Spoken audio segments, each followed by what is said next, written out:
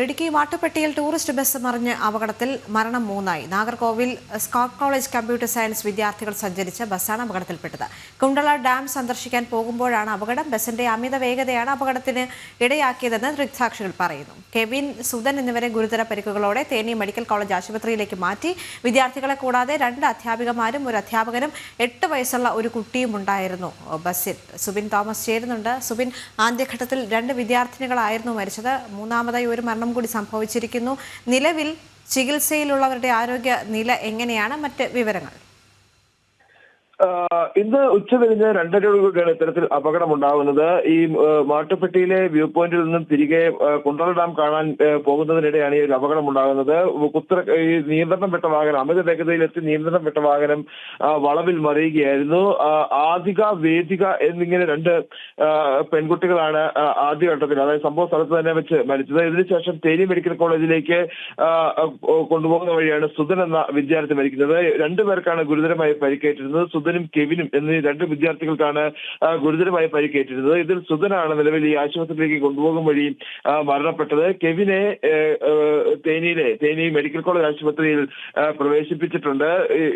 നിലവിൽ ഇപ്പോൾ കെവിന്റെ നില മാത്രമാണ് ഗുരുതരമായി തുടരുന്നത്. മറ്റ് 20 പേർക്ക് സാരമായ പരിക്കുകൾ ഏറ്റിട്ടുണ്ട്. അവരുടെ ആരുടെയും നില ഗുരുതരമല്ല. ഇവർ മൂന്നാറിലും അതുപോലെ തന്നെ അടിമാലിയിലുമുള്ള ആശുപത്രികളിൽ ചികിത്സയിലാണ്.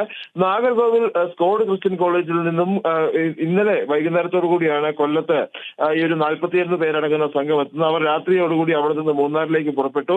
പുലർച്ചെ 7 മണിയോടെയാണ് ഇവർ മൂന്നാറിലെത്തുന്നത്. മൂന്നാറിലെ വിവിധ പ്രദേശങ്ങൾ സന്ദർശിച്ച ശേഷമായിരുന്നു ഇവർ മാട്ടുപ്പെട്ടിലെത്തിയതും അവിടുന്ന് തിരികെ ഈ ഒരു കുണ്ടള ഡാമിലേക്ക് കാണുന്നതിനായി വരികയും ചെയ്തത്. ഈ സമയത്ത് വാഹനം അമിത വേഗതയിലായിരുന്നു എന്നുള്ളതാണ് ദൃക്സാക്ഷികൾ പറയുന്നത്. വാഹനം ഒരു വീതി കുറഞ്ഞ റോഡാണ്. ആ വീതി കുറഞ്ഞ റോഡിൽ മറ്റു വാഹനങ്ങൾ കടന്നു വരുന്നുണ്ട്, അത് എതിർ ദിശയിൽ വരുന്നുണ്ട്. ഈ സമയത്തൊക്കെ അമിത വേഗതയിലെത്തിയ വാഹനം ആ വന്ന വേഗതയിൽ തന്നെ വളവ് തിരിയുകയായിരുന്നു എന്നാണ് ദൃക്സാക്ഷികൾ പറയുന്നത്. ആ സമയത്ത് ഒരു വശം പൊങ്ങി മറുവശത്തേക്ക് അടിക്കുകയായിരുന്നു. ഈ സമയത്ത് ഈ വാഹനത്തിനുള്ളിൽ നിന്ന് പുറത്തേക്ക് തെറിച്ചു വീണ വിദ്യാർത്ഥികളാണ് ഈ മരിച്ചിട്ടുള്ളത്. നിലവിൽ ഇപ്പോൾ ഈ മരിച്ച വിദ്യാർത്ഥികളുടെ മൃതദേഹങ്ങൾ വിവിധ ആശുപത്രികളിൽ സൂക്ഷിച്ചിരിക്കുകയാണ്. ബന്ധുക്കൾ എത്തുന്ന മുറയ്ക്ക് ഈ മൃതദേഹങ്ങൾ വിട്ടു നൽകുമെന്നുള്ളതാണ് നമുക്ക് പോലീസ് അധികൃതർ നൽകുന്ന വിവരം.